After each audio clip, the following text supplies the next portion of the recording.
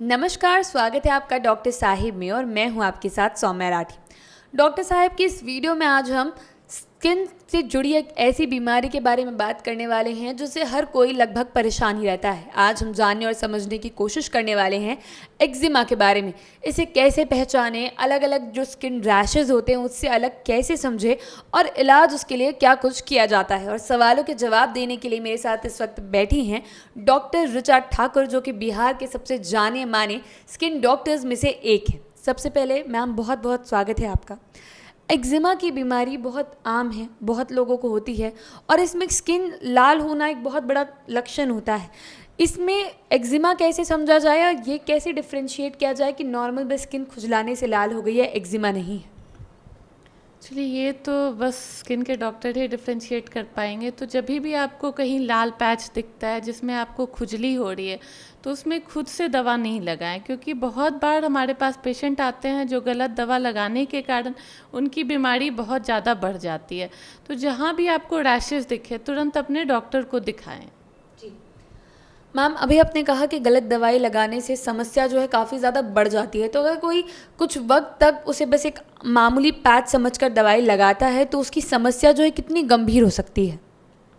वैसे बस आप एक पैच समझ के, बहुत बार fungal infection as a patch शुरू होती है जिस पे पेशेंट एक्जिमा समझ के स्टीरॉयड क्रीम लगा लेते हैं और उसके कारण वो फंगल इन्फेक्शन काफ़ी रेसिस्टेंट हो जाता है। तो बेहतर है कि अगर आपको कहीं भी कोई पैच दिख रहा है जिसमें आपको खुजली हो रही है तो आप तुरंत अपने डॉक्टर को जाके ही दिखाएं। बहुत बार केमिस्ट के भी बताने पे पेशेंट कुछ गलत दवा लगा लेते हैं जिसका परिणाम काफ़ी लंबा पेशेंट को भुगतना पड़ता है। अब जब बात एक्जिमा की कर ही रहे हैं तो ये चीज़ जानना चाहूँगी कि एक्जिमा जो है वो किन कारणों से होता है? एक्जिमा बहुत कारणों से होता है, जैसे कि कुछ एक्जिमा ऑटो इम्यून होते हैं, वो अपने आप होते हैं। कुछ एक्जिमा बस ड्राइनेस के कारण होते हैं। कुछ एक्जिमा पेशेंट द्वारा खुजली करने या एटोपिक स्किन होने के कारण होते हैं। तो बहुत तरह की एक्जिमा है जिसे आपका स्किन डॉक्टर ही डिफ्रेंशिएट करके और उसकी दवा देने से ही आपको फ़ायदा होगा। जैसा कि इतना तो हम समझ ही गए हैं कि किसी स्किन में कहीं पे लाल पैच दिखना, उसमें खुजली होना एक्जिमा के लक्षण है। क्या इसके अलावा और भी कोई लक्षण है जिन्हें लोगों को ध्यान में रखना चाहिए?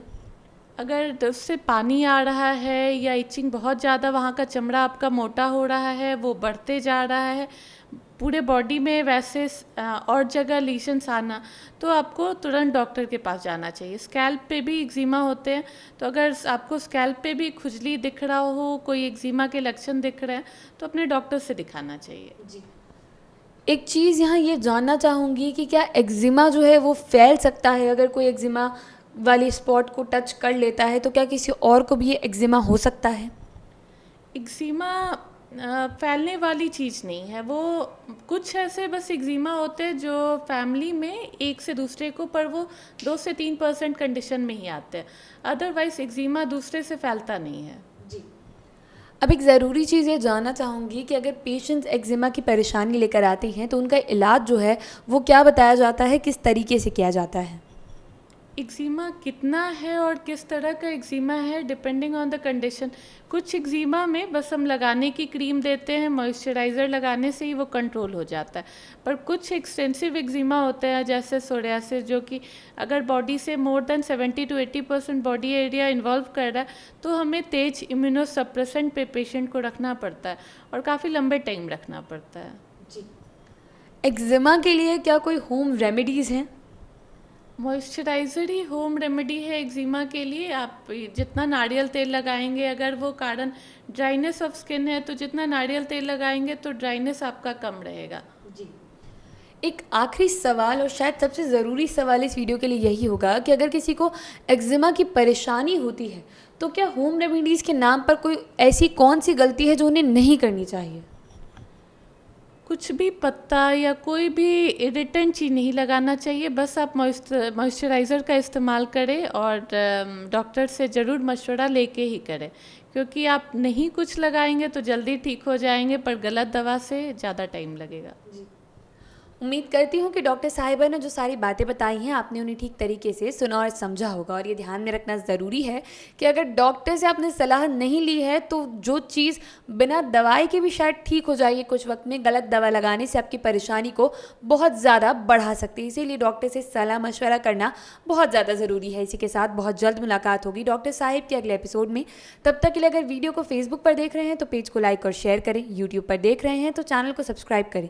कमेंट सेक्शन में आकर आप हमें ये भी बता सकते हैं कि डॉक्टर साहिब से आपके क्या सवाल हैं, और अगर आप चाहें तो अपनी समस्या हमें मेल पर भी भेज सकते हैं। धन्यवाद।